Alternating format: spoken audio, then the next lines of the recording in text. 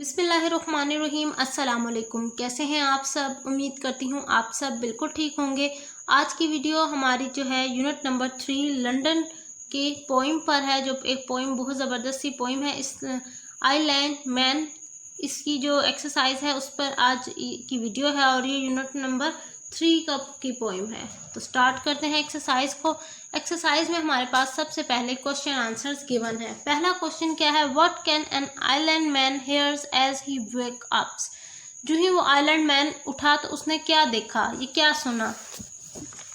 तो आंसर देखिए, the island man hears the sound of waves suffering at the shore as he wakes up.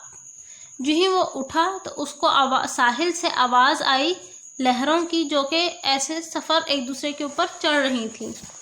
What can island man see in his imagination as he walks up? उसने अपने island man ने जो अपनी imagination में क्या देखा जब वो उठ चुका था? तो उसका आंसर देखिए, The island man saw the fisherman going to the sea and the sound of sea birds in his imagination as he wakes up.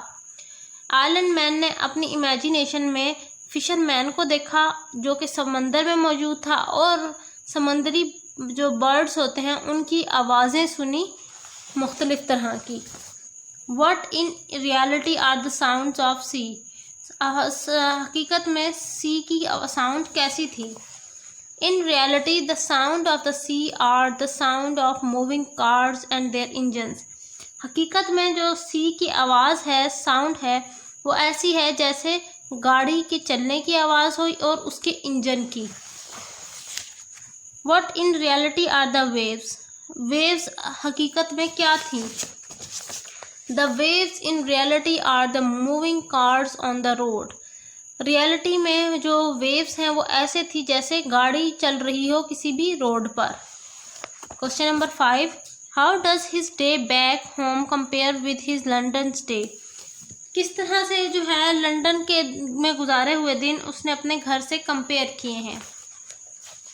His day back home can be compared with the London days in a way that at home he can enjoy at the sea shore, whereas in London he has to go out and work amongst pollution.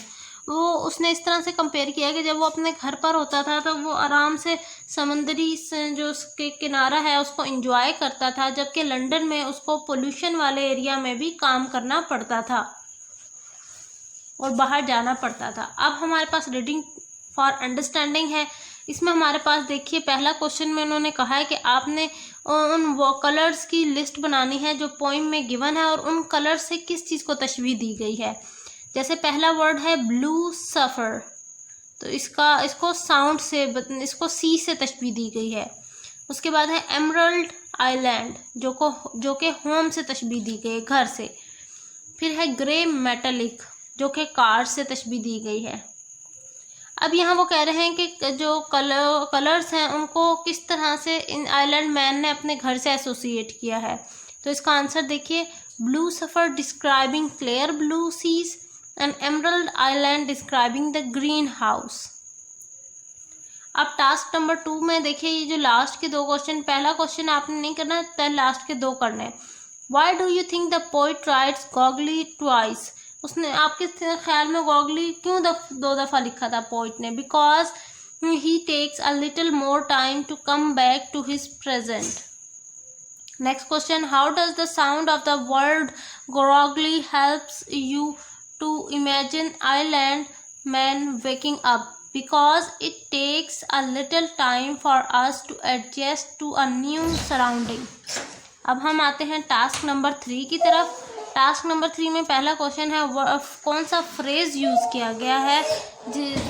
Phrase heaven himself suggest about how island man feels about the new days. किस तरह से feel किया उसने? Feel किया that the island man is hesitant not looking forward is compelled to wake up.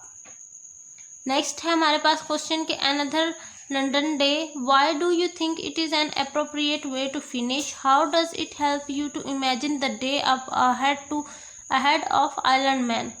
Mountainous days in a life poet and he had a regular adventurous less day ahead।